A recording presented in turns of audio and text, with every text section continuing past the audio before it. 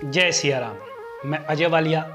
स्वागत करता हूं आपका धर्म ध्वज की 14वीं कड़ी में। 13वीं कड़ी की तरह आज की इस कड़ी में भी हम लोग संकट मोचक पवन पुत्र हनुमान जी की अगम अपार महिमा को और अधिक विस्तार से जानने की कोशिश करेंगे। संकट मोचक बजरंगबली जी के चरित्र को उनके अधिकतर भक्त जिस आधार पर आनंदित होकर श्रद्धा भाव से सबसे ज़्यादा गाते हैं वो आधार है हनुमान चालीसा का, जो हमारे हिंदू धर्म की संभवतः सबसे छोटी लेकिन सबसे ज़्यादा लोकप्रिय पुस्तक है। हनुमान जी हिंदू धर्म में कितने अधिक पूज्य हैं इसका अंदाजा इस बात से लगाया जा सकता है कि हमारे देश में सबसे ज़्यादा मंदिर भी हनुमान जी के हैं और सबसे ज़्यादा सुना जाने वाला धार्मिक गीत भी हनुमान जी की हनुमान चालीसा ही है। हनुमान चालीसा की लोकप्रियता का आलम यह है कि केवल टी सीरीज के अकेले यूट्यूब चैनल पर ही हनुमान चालीसा को देखे सुने जाने का डाटा 2 अरब 72 करोड़ व्यूज से ज़्यादा है, जबकि हनुमान चालीसा को हजारों अलग अलग यूट्यूब चैनल्स ने, हजारों अलग अलग गायकों ने, सैकड़ों टीवी चैनल्स ने, हजारों रेडियो चैनल्स ने और ऑडियो गीत वाली साइट्स ने इसको गीत के रूप में कितनी बार दिखाया और सुनाया है इसकी कोई गणना उपलब्ध नहीं है। और ना ही इस बात का कोई डाटा, कोई गणना, कोई आंकड़ा उपलब्ध है कि उन भक्तों की, उन श्रद्धालुओं की संख्या कितनी है जिन्होंने हनुमान चालीसा को अपने मोबाइल में, अपने कंप्यूटर में, अपने म्यूजिक सिस्टम में सेव करके रखा हुआ है, या वो भक्त कितने हैं जिन्होंने हनुमान चालीसा को जुबानी याद रखा हुआ है और जो अपने रोजमर्रा के काम करते हुए दिन में कई कई बार इसको जपते हैं, गाते हैं, भजते हैं। हनुमान चालीसा इतनी ज्यादा लोकप्रिय क्यों है कि इसको ज्यादातर लोग बिना किसी गुरु के आदेश के अथवा बिना किसी पंडित जी की सलाह के भजते हैं। और जो करोड़ों लोग हनुमान चालीसा जपते हैं, क्या उन्हें इसका अर्थ भी मालूम है या वो केवल इसकी धुन से मोहित होकर इसको जपते हैं, या वे एक धार्मिक क्रिया मानकर इसको जपते हैं जिसमें इसको जपना, इसको गाना ज़्यादा महत्वपूर्ण काम है। इसका अर्थ पता होना उतना ज़्यादा जरूरी नहीं है जैसा ज़्यादातर हमारे हिंदू धर्म की विभिन्न धार्मिक क्रियाओं में, हवन में, यज्ञ में, विवाह में, जन्म संस्कार में या यहाँ तक कि अंतिम संस्कार में होता है, जहाँ पर धार्मिक क्रिया में शामिल लोगों को मंत्रों का अर्थ मालूम नहीं होता, लेकिन फिर भी वे मंत्र जाप को जरूरी मानते हुए इसको जपते ही हैं। या फिर हनुमान चालीसा का पाठ केवल इस विश्वास से किया जाता है कि इसके जाप से जीवन के संकटों को टाला जा सकता है। ये अपने आप में खोज का एक दिलचस्प विषय है। कुल मिलाकर हनुमान चालीसा की लोकप्रियता को मापा ही नहीं जा सकता, इसकी लोकप्रियता जुबानी है। आज के वैज्ञानिक युग में भी करोड़ों लोग हनुमान जी पर विश्वास करते हैं और इन करोड़ों लोगों में केवल अनपढ़ या ग्रामीण तबका ही शामिल नहीं है, बल्कि इसमें हमने डॉक्टरों और वैज्ञानिकों जैसा पढ़ा लिखा समाज भी देखा है। हनुमान जी के भक्त हनुमान चालीसा के चमत्कारिक प्रभाव को उन्मुक्त कंठ से स्वीकार करते हैं कि कैसे हनुमान चालीसा के पाठ ने उनके जीवन के गहन संकट को दूर करके उनको एक नया जीवन दान दिया है। दिल को अंदर तक छू लेने वाली अवधी भाषा इसमें सोने पर सुहागा जैसा काम करती है। इसकी प्रत्येक पंक्ति का प्रत्येक शब्द हमें भगवान राम और हनुमान जी के श्री चरणों की अनुभूति कराता है। हनुमान जी की अक्षय कीर्ति का बखान करने वाली इस हनुमान चालीसा में साधक को हनुमान जी की असीम कृपा का, उनके अदम्य साहस का, उनकी भगवान राम के प्रति कर्तव्य परायणता का, उनकी अगम अपार महिमा का और यहाँ तक कि जन्म, पुनर्जन्म व मोक्ष प्राप्ति तक का अनुभव और ज्ञान होता है। हनुमान चालीसा का पाठ अति सहज है और इसके पाठ के लिए किसी मंदिर में जाकर विधि विधान से पूजा अर्चना की अनिवार्यता रखी ही नहीं गई है। अर्थात हनुमान जी में आस्था रखने वाला कोई भी भक्त, कोई भी साधक अपने अंतर मन को ही देवालय या मंदिर मानते हुए इसका सोते, जागते, उठते, बैठते, खाते, पीते और खासकर किसी भी विकट परिस्थिति में, किसी भी संकट की घड़ी में जाप कर सकता है। अब देखिए कि हनुमान चालीसा को बोलते बेशक चालीसा अर्थात 40 छंद या 40 पंक्तियों के जोड़े वाली कविता है, लेकिन इसमें 40 नहीं बल्कि कुल 43 छंद है, जिसमें 3 दोहे और 40 चौपाइयाँ हैं। दोहों में से 2 दोहे शुरू में हैं और 1 दोहा अंत में है। और जैसा कि मैंने अभी बताया कि हनुमान चालीसा के जाप के लिए किसी मंदिर में जाकर इसके जाप की आवश्यकता नहीं है, तो इसमें साधक अपने मन को ही मंदिर मानकर इसको भजते हैं। और मन को मंदिर मानकर पढ़ी जाने वाली इस चालीसा के आरंभ और अंत में ये जो दोहे आते हैं ना, इन्हें साधक के मन मंदिर का प्रवेश द्वार और निकास द्वार माना गया है। हनुमान चालीसा का श्री गणेश करते हुए बाबा तुलसीदास कहते हैं, श्री गुरु चरण सरोज रज, निज मन मुकुर सुधारी, वर्णौ रघुवर विमल जशु जो दायक फलचारी।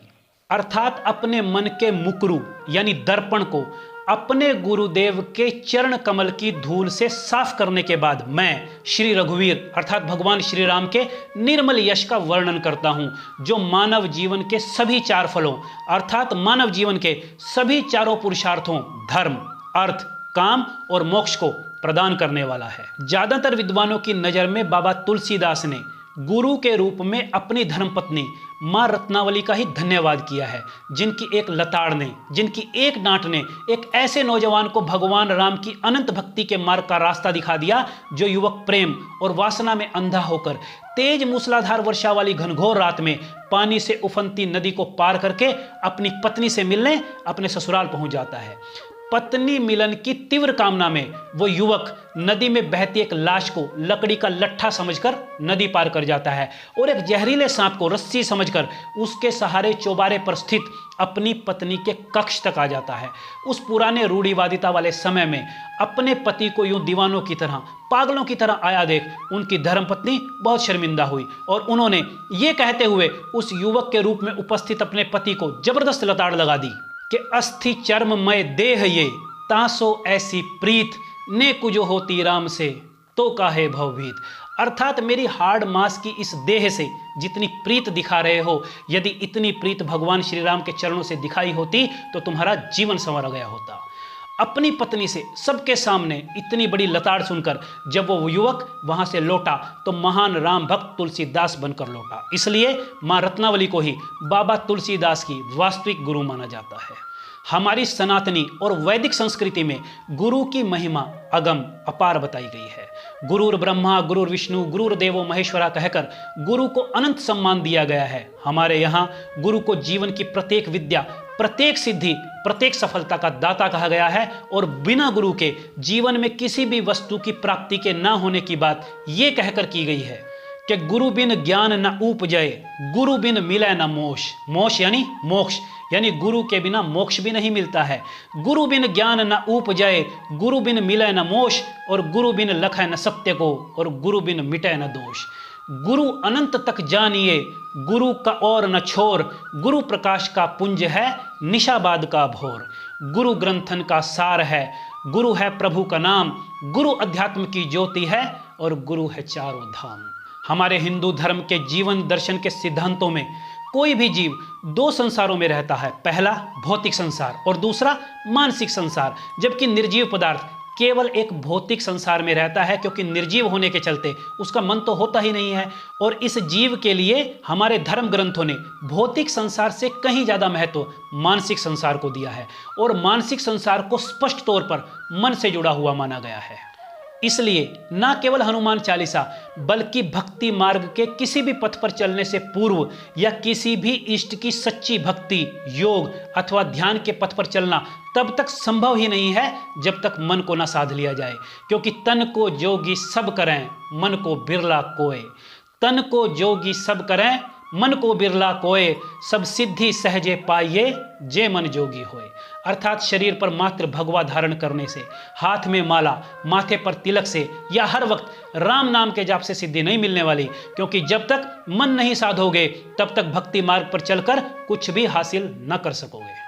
अब हनुमान जी की कृपा से अगले दोहे की ओर बढ़ते हुए उसका मर्म समझने की कोशिश करते हैं, जिसमें बाबा तुलसीदास कहते हैं, बुद्धिहीन तनु जानिके सुमिरो पवन कुमार, बल बुद्धि विद्या देहो मोहे हर हूँ कलेश विकार। अर्थात मैं जानता हूँ कि मैं एक बुद्धिहीन व्यक्ति हूँ, फिर भी वायुदेव के पुत्र हनुमान जी को स्मरण कर रहा हूँ कि वो मेरे सारे कष्ट क्लेश विघ्न बाधाएं हरते हुए मुझे बल, बुद्धि और विद्या का आशीर्वाद प्रदान करें। इस दोहे की शब्दावली स्पष्ट रूप से ये बताती है कि ये दोहा वास्तव में साधक का संकल्प है, जिसमें वो अपने इष्ट हनुमान जी को साक्षी मानकर संकल्प ले रहा है कि मैं हनुमान जी का स्मरण इस संकल्प के साथ कर रहा हूं कि वे मुझ बुद्धिहीन साधक को बल, बुद्धि और विद्या प्रदान करें। अर्थात इस दोहे में बाबा तुलसीदास ने छुपे रूप में संकल्प का मानसिक विधान गढ़कर चालीसा को एक पारंपरिक और विधि विधान वाली पूजा अर्चना का रूप देने की कोशिश की है, क्योंकि हिंदू धर्म में किसी भी धार्मिक अनुष्ठान में संकल्प के विधान को इतना ज़्यादा महत्वपूर्ण माना गया है कि इसके बिना पूजा पाठ से मिलने वाले पुण्य फल को शून्य माना गया है। दूसरा, इसमें साधक स्वयं का परिचय एक बुद्धिहीन व्यक्ति के रूप में देते हुए खुद के अहम की, अपने अहंकार की, अपने घमंड को छोड़े जाने की घोषणा करते हुए हनुमान जी का स्मरण करता है। असल में भक्ति मार्ग पर चलने का सबसे पहला नियम स्वयं के अज्ञानी होने की पहचान करना है, क्योंकि तिमिर गया रवि देखते, कुमति गई गुरु ज्ञान और सुमति गई अति लोभते, भक्ति गई अभिमान। तो यदि साधक को अभिमान रहेगा तो वो भक्ति के दुष्कर मार्ग पर चल ही नहीं सकेगा। इसलिए साधक खुद को बहुत तुच्छ और बुद्धिहीन मानता हुआ हनुमान जी से खुद को बुद्धिहीन से बुद्धिमान अर्थात बुद्धू से बुद्ध बनाने की कामना करता है। वास्तव में बुद्धिहीन से बुद्धिमान या कह लीजिए बुद्धू से बुद्ध बनने की प्रक्रिया का नाम ही तो मोक्ष है। यही तो निर्वाण है, यही तो मुक्ति है, और यही गुण वो स्थिर प्रज्ञता है जिसका वर्णन योगेश्वर भगवान श्री कृष्ण ने अपने गीता के उपदेश में किया है। यहाँ पर बाबा तुलसीदास ने बल और विद्या के साथ बुद्धि का भी वरदान मांगा है, ताकि प्राप्त बल चाहे वो सत्ता का हो या धन का, तथा विद्या चाहे वो किसी भी क्षेत्र या कला से संबंधित हो, उस बल और उस विद्या का सही प्रयोग अपनी बुद्धि अर्थात विवेक के आधार पर कर सके। जैसे किसी राज्य का राजा या कोई बड़ा प्रशासनिक अफसर अपनी राजशक्ति का प्रयोग अपने प्रतिशोध, अपनी कुंठाओं की संतुष्टि के लिए करता है या इसे जनहित में लगाता है, ये उसकी बुद्धि पर निर्भर करता है। जैसे कोई असीम शारीरिक बल प्राप्त पहलवान शारीरिक बल से गरीबों और जरूरतमंदों का सहारा बनकर उनको बाहुबलियों के शोषण से बचाता है या स्वयं बाहुबली बनकर उनका शोषण करता है, ये उसके विवेक पर निर्भर करता है। ये बात बिल्कुल ऐसी है कि चाकू चलाने की विद्या या कला डाकू, रसोई में काम करने वाली गृहिणी, कसाई और डॉक्टर सबके पास होती है, और अपनी अपनी बुद्धि के अनुकूल वे चारों चाकू का प्रयोग भी करते हैं, लेकिन अपनी अर्जित की हुई विद्या और बल को सही दिशा में लगाने की योग्यता बुद्धि से आती है। इसी कारण हनुमान जी से विद्या के साथ साथ बुद्धि का भी आशीर्वाद मांगा गया है। एक और गौर करने वाली बात यह भी है कि इस दोहे में साधक ने हनुमान जी से बल, बुद्धि और विद्या मांगी है, सौभाग्य, सफलता, धन, ऐश्वर्य, सुख सुविधाओं की मांग नहीं की है। वास्तव में यह दोहा हमें कर्मयोग के लिए प्रेरित करता है, क्योंकि बल, बुद्धि और ज्ञान ये तीनों हमारे शरीर और दिमाग से जुड़े हुए हैं, और यदि हमारा दिमाग और हमारा शरीर स्वस्थ होगा, एकाग्रचित होगा, तो अपने पुरुषार्थ के दम पर अपने जीवन के लिए आवश्यक हर भौतिक और मानसिक सुविधा को हम हासिल कर लेंगे। इसके बाद में इस दोहे के अंत में साधक हनुमान जी से अपने जीवन के सब क्लेश और विकारों को हरने की भी प्रार्थना करता है। क्लेश का अर्थ साधारण अर्थों में बेशक झगड़ा, दुख, पीड़ा अथवा संताप हो, लेकिन महर्षि पतंजलि के योग दर्शन के अनुसार क्लेश अज्ञानता का सबसे बड़ा रूप है, जिसे महर्षि पतंजलि ने अविद्या, अस्मिता, राग, द्वेष और अभिनिवेश जैसे 5 अलग अलग रूपों में विभक्त किया है। और इन 5 क्लेशों पर भारतीय दर्शन में बहुत विस्तार से लिखा गया है कि हमारी मुक्ति, हमारे मोक्ष के मार्ग में ये 5 क्लेश कितने बड़े बाधक है। और इसी तरह से 5 महाविकारों काम, क्रोध, लोभ, मोह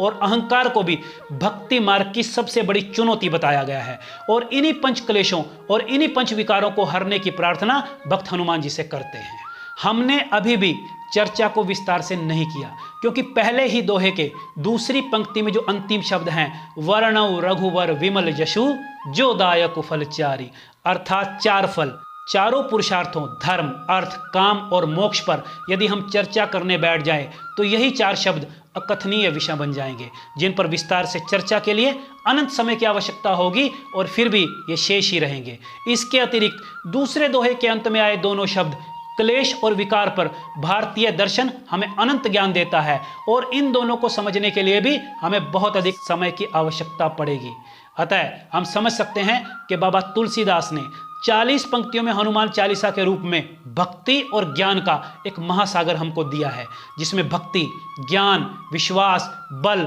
और चमत्कार के अनंत मोती बिखरे पड़े हैं, जिनको हम आगे भी धीरे धीरे जानने की, समझने की कोशिश करेंगे। लेकिन फिलहाल आज धर्मध्वज में इतना ही, परंतु अतुलित बलधाम, सकल गुण निधान, संकट मोचक वीर बजरंगबली की कथा अभी जारी है। अभी के लिए आज्ञा दे भगवान राम और मैया जानकी का स्नेहाशीष आप सबके ऊपर बना रहे। संकट मोचक पवन पुत्र हनुमान जी संकटों से आपकी रक्षा करते रहें। इसी मंगल कामना के साथ जय सिया राम।